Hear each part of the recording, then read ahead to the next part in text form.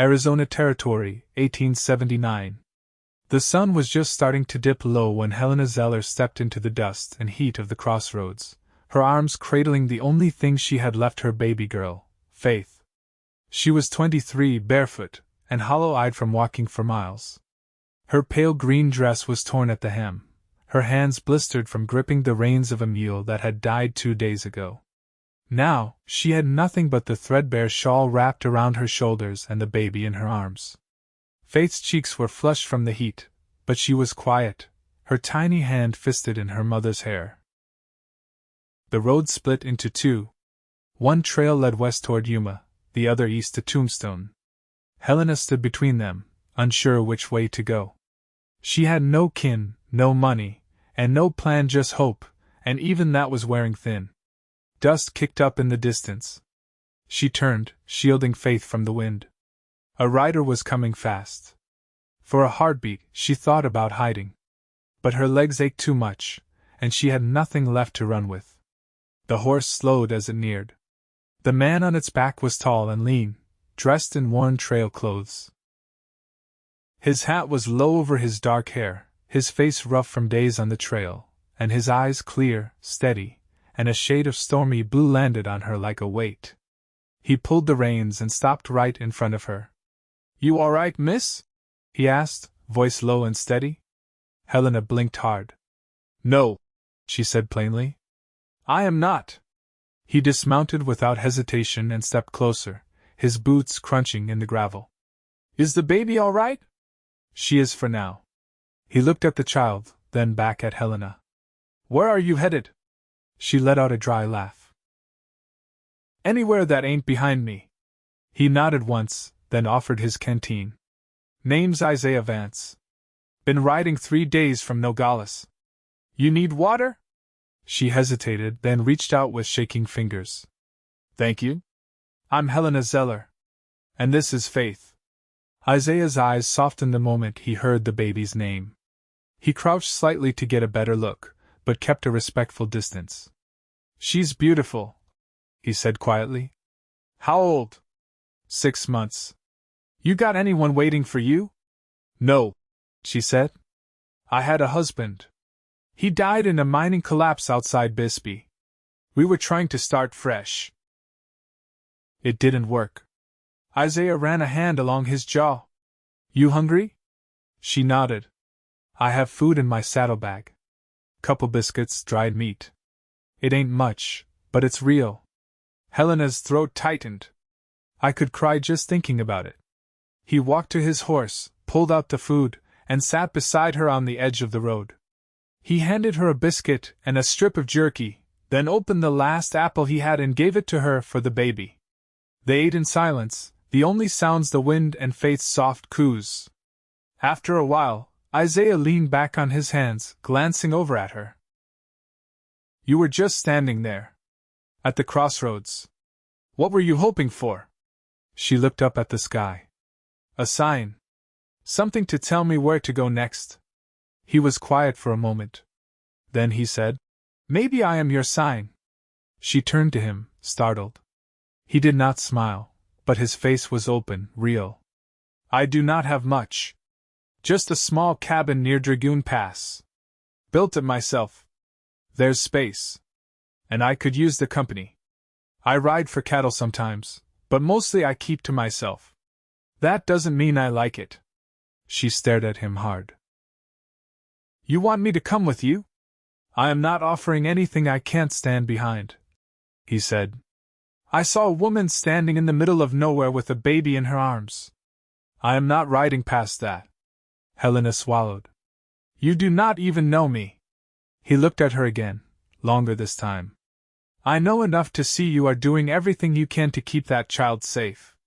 That says more than any words." She looked down at Faith, who had fallen asleep against her chest. Helena closed her eyes. "I don't have anything to give." Isaiah stood and reached his hand down to her. "You have everything that matters." She looked at his hand, then back at the crossroads. The wind picked up a little, brushing her hair across her cheek. Helena reached out and took his hand. By nightfall they were riding double on his horse, Helena leaning into his back, Faith tucked safe between them. The moon rose full and heavy over the desert, and for the first time in days, Helena let herself breathe. They rode in silence, but it was not empty. It was the kind of quiet that held something steady between them, something starting. Isaiah kept one hand on the reins, the other on hers. He did not let go. The trail to Dragoon Pass wound through dry washes and scattered mesquite, the horses' hooves muffled by the dust. By the time Isaiah lifted Helena down from the saddle, the stars had thickened overhead, and the air had cooled enough that her skin prickled beneath her shawl. His cabin stood against the rise of a low ridge, its shape almost swallowed in shadow. It was one room, built of rough pine with a lean-to stable and a stack of firewood split and ready. A chipped lantern hung by the door, and Isaiah lit it with practiced hands.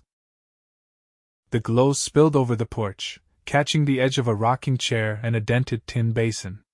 He pushed the door open, stepped aside, and gestured her in. "It's plain, but it holds heat.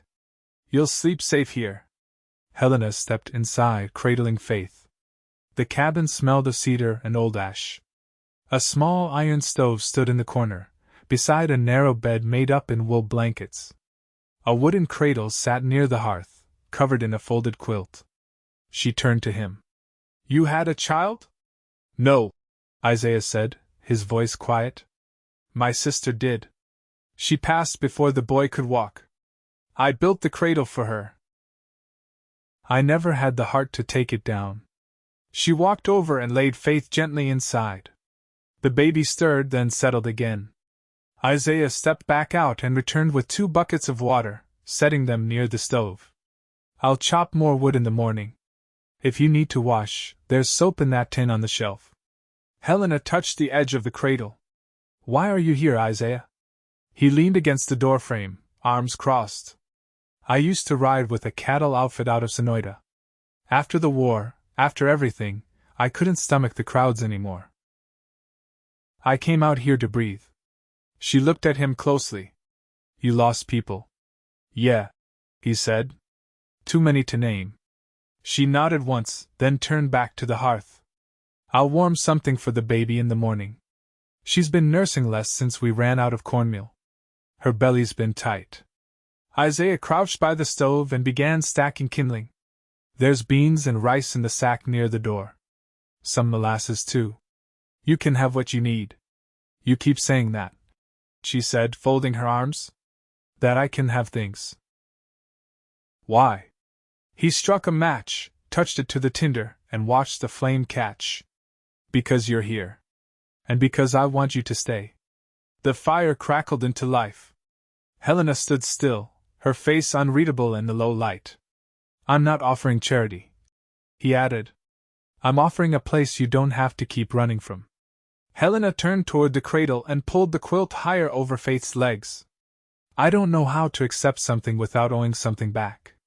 Isaiah didn't look away from the fire. "Then we'll call it even.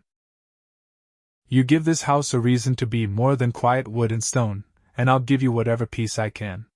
She sat down on the edge of the bed, one hand still resting on the cradle's rim. "I haven't had anyone speak to me like that in a long time." He stood, brushing ash from his fingers. "You will. If you'll let me." They didn't speak again that night. He laid out a blanket for himself near the hearth, while she curled around her child in the bed. The fire softened the room in golden shadow, and outside, the desert wind stirred the brush, steady and slow. Before sleep took her, Helena opened her eyes and whispered, "Good night, Isaiah." His voice came low from the floor. "Good night, Helena." And for the first time in weeks, her breath came easy. Morning came with a hush, the kind that settled deep into the bones of the land. Pale light filtered through the single window, catching on motes of dust drifting in the stillness. Outside, doves called from the cottonwoods, soft and low. Helena stood barefoot by the stove, sleeves rolled to her elbows, stirring a pot of rice and beans with slow, careful movements. Her hair was braided back now, a few wisps curling around her temples. The shawl hung from a nail by the door. She hadn't reached for it since waking. Faith dozed in the cradle, cheeks warm and round, one fist tucked beneath her chin. Isaiah came in from the lean-to, smelling of horse and damp wood. He carried a small sack of flour under one arm and a tin of lard in the other. His boots left faint prints across the packed earth floor. "I found a hen's nest behind the slope," he said. 3 eggs.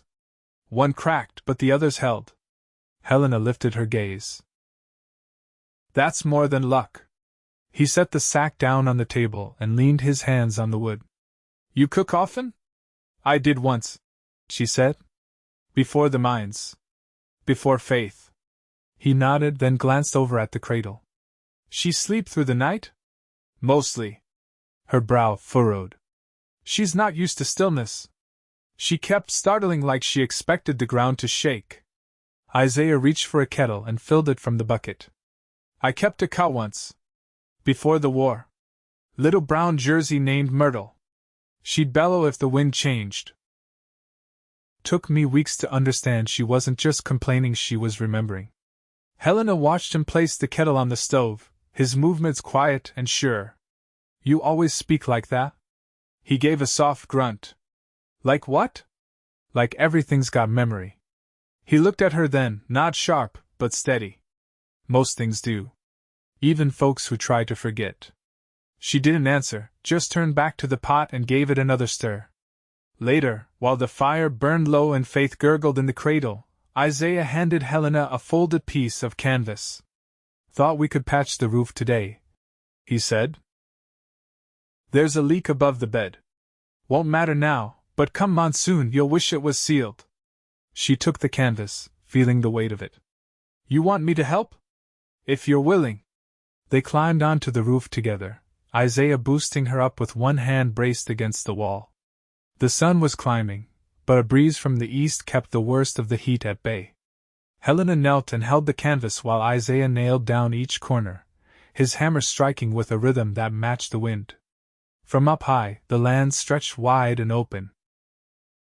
Mesquite thickets to the west, a dry arroyo curling through the earth like a scar. Helena's eyes followed it until it vanished beyond the ridge. "You ever think about leaving?" she said, not looking at him. "I did once," he said. "Tried Santa Fe after I got back. Lasted a season. Too much noise, too many folks pretending they weren't bleeding. Why here?" Isaiah leaned back on his heels, resting the hammer in his lap. "Because the land doesn't ask you to lie. You plant, it grows or it doesn't. You bleed, the dirt takes it. No pretending." Helena looked at him then. "Do you believe in second starts?" "I believe in folks who keep moving forward, even when it don't look like they're going anywhere." She nodded, her mouth set in a line. "I never meant to end up at a crossroads." "No one does," he said. "But some of us get found there." They finished patching the roof and climbed down. Back inside, Faith was starting to fuss. Helena scooped her up, murmuring something low and sweet against her temple. Isaiah leaned against the wall, watching them. "I was thinking," he said after a long pause, "I could ride to Benson in a few days. There's a dry goods store. I could bring back oats, or maybe cloth for a dress. Something blue, maybe." Helena blinked. "Why blue?" He shrugged. "Thought it might suit you." She looked at him a long time. "You don't have to do that." "I know." His voice was quiet. "But I want to." She shifted Faith to her hip, then stepped toward him. "You've lived alone a long time." "I have." "So have I," she said. "Even when I wasn't." He held her gaze. "I don't aim to rush anything. I want you to know you're not alone here." "Not unless you choose to be." Helena's lips pressed together, and something behind her eyes softened. She reached out, touched his sleeve, just once. "I don't want to be alone anymore," she said. Isaiah didn't answer with words. He just stood there, steady as the ridge behind the cabin, and let her lean into him. And for the first time, it felt like the place she'd landed might become the place she could stay. The days passed with a quiet rhythm, each one folding into the next like warm cotton, soft, sturdy, unspoken. Helena rose before the sun most mornings, not from habit but restlessness. She'd begun sweeping the porch each dawn with an old pine broom, more for the feel of doing something than the need to clear dust. While Faith napped in the cradle or nestled against her chest, she boiled water for washing or sorted the beans Isaiah kept in a lidded jar beside the flour sack. Isaiah didn't crowd her. He fixed the south fence where 2 posts had leaned too long, rode out to check the water troughs, sometimes returned at midday with a jackrabbit or a sack of corn left by a neighbor a few ridges over. He didn't say much about those rides, just set the bundles on the table and glanced at her like she already knew what he meant by it. One evening, as the light thinned to amber, Isaiah came back with saddle lines limp and a streak of dirt across his shirt. Helena was outside, hanging the last of the wash on the line behind the cabin. Faith lay on a wool blanket in the shade, batting at a button Helena had stitched to a scrap of muslin. Isaiah approached, his hand resting lightly on the back of his neck. "I passed the old stage stop down by the gulch. Collapsed roof, but someone's been through tracks, boot prints, fresh ones." Helena clipped a sleeve to the line, glancing at him.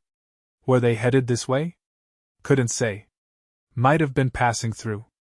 Could be a drifter, or someone looking for shelter. She wiped her hands on her skirt. "You worried?" He hesitated. "Not yet. But I'll ride out at first light, look for sign down by the creek bed. If it's nothing, I'll be back before you've boiled the coffee." She nodded, but her mouth tightened. "If it turns out to be something, what then?" "I'll take care of it," he said simply. "You just stay here. Keep the door bolted if I'm not back by noon." Helena didn't question the quiet authority in his voice. It didn't chafe. It steadied. That night, Faith stirred more than usual. Helena held her close in the bed, whispering things that didn't need understanding to be felt. She didn't sleep much. Her eyes kept drifting to the door, then to the cradle, then to the place where Isaiah lay near the hearth, his chest rising and falling with the same calm rhythm it always had. By dawn, he was gone. Helena worked through the morning with a tightness in her chest she didn't name. She shelled peas, boiled water for washing, kept the baby fed and soothed. By noon, the sun stood high and sharp. She opened the front door, stepped onto the porch, and scanned the horizon. He wasn't there. She waited. When the sun had slipped just enough to cast long shadows off the mesquite trees, a horse's shape crested the far ridge. Helena stood, not moving, until she saw the familiar slope of the shoulders, the easy way the reins hung loose in one hand. Isaiah rode in slow, dust clinging to his boots. When he dismounted, he tied the reins, then met her eyes. "Gone," he said.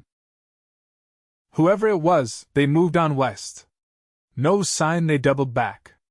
She let out a breath and looked toward the cradle, where Faith had begun to stir.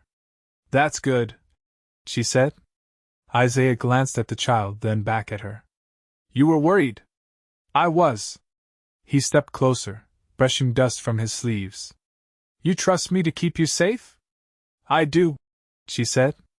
Something unspoken settled between them.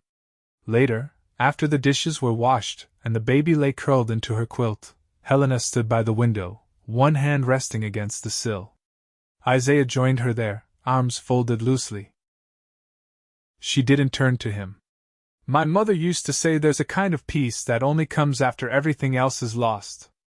Isaiah looked out at the horizon, where the last edge of sun burned out behind the hills. "Maybe that's what we found." She reached for his hand, fingers brushing his. He didn't pull away. "I don't know what this is yet," she said. "But I'm not afraid of it." He laced their fingers together, slow and certain. "Then let's not rush it. Let's just keep building what we've started." Helena leaned her head against his shoulder, eyes closing. And in the hush that followed, with the desert cooling and the stars beginning to show through the pale blue dusk, it felt less like surviving and more like beginning. The rains came late that year. By the time they rolled across the Dragoon foothills, the creeks had run dry and the beans in Helena's small garden had curled from thirst. The first drops fell like mercy, slow and warm, turning the dust to earth again. She stood beneath the overhang of the porch, Faith pressed to her hip, watching the storm roll over the ridge. Isaiah came up from the slope, his shirt plastered to his back and a branch of wild sage in his hand. He held it out to her without a word. She took it and breathed deep, the scent cutting through the damp like clean memory. "I found it near the low bend," he said. "Wasn't sure it'd taken root, but it held on." She brushed rain from her brow. "It's strange, the things that survive." He stepped beside her, not touching, but close enough she could feel the heat of him. "You thinking about the past again?" "Not the way I used to." She looked down at Faith, who blinked up at the world like she'd never seen it wet. "I'm thinking about what kind of ground we're growing on now." Isaiah's gaze followed hers, then lingered. "She's stronger than she looks. She gets that from her father." He was quiet a moment. Then, "You never told me much about him." Helena adjusted Faith's blanket. "He was a good man. Smiled easy, worked hard. But he was tired. Always tired. Like he'd already carried the worst of it before I met him." When the mind gave way, it felt like everything he'd been holding up just fell with it. Isaiah nodded, slow. "You carry it different." "I carry it forward," she said. They watched the rain fall in silence. Then Helena turned to him. "You've been carving something," she said. He looked surprised. "How'd you know?" "You've got the same little cuts on your thumb my brother used to get when he whittled." He lifted his hand, flexed the fingers. "I've been working on a cradle rail. For when she outgrows the one inside." Helena stared at him. "That won't be for months." "I know." He glanced away. "But I like the thought of her staying." She shifted Faith to her other arm. "And me?" Isaiah met her eyes. "You already have." The rain softened, tapping rhythmically on the porch roof. Helena stepped forward and reached for his hand. "I've been thinking about building something, too," she said. "Not out of wood. Out of mornings. Out of steady days and things that don't break." His fingers closed around hers. "Then we'll do it slow. We'll do it right." Helena leaned into him, her head resting against his chest. The scent of sage lingered between them. That night, after Faith had fallen asleep on a pallet beside the hearth, Helena sat beside Isaiah on the edge of the bed. She held a chipped button in her palm, turning it over. "I'd like to be your wife," she said. Isaiah didn't speak at first. He reached out, took the button gently from her hand, and set it on the table. "You already are," he said. She smiled, not with surprise, but with quiet knowing. They married 2 weeks later, under the shade of a cottonwood down by the creek. A traveling circuit rider performed the ceremony, his horse tied loosely to a mesquite nearby. There was no ring, only a braided strand of Helena's hair tied around her wrist, and Isaiah's promise spoken low and steady. Faith sat in the cradle Isaiah built, watching the wind. Years passed like water over stone. The garden grew. Helena learned the land's moods. Isaiah built a second room for when Faith got older. They bartered with neighbors, traded cloth for honey, eggs for nails. Helena taught Isaiah to read by lanternlight, her voice soft against the pages. They never had much, but they never went hungry. Faith grew into a sturdy, sharp-eyed girl who rode horses before she could tie her boots. She called Isaiah Pa, without ever being told to, and he never gave her reason to doubt it. On warm evenings, Helena sat with her sewing on the porch while Isaiah carved cedar into shapes for Faith's hands, animals, dolls, sometimes nothing at all, just smooth curves to hold. And when the rains came again, they stood side by side beneath the porch roof, the air thick with sage and soil, and watched the land remember itself. Theirs was not a loud love, nor sudden, nor storybook. It was something truer, steady as sunrise, quiet as breath, and built to last.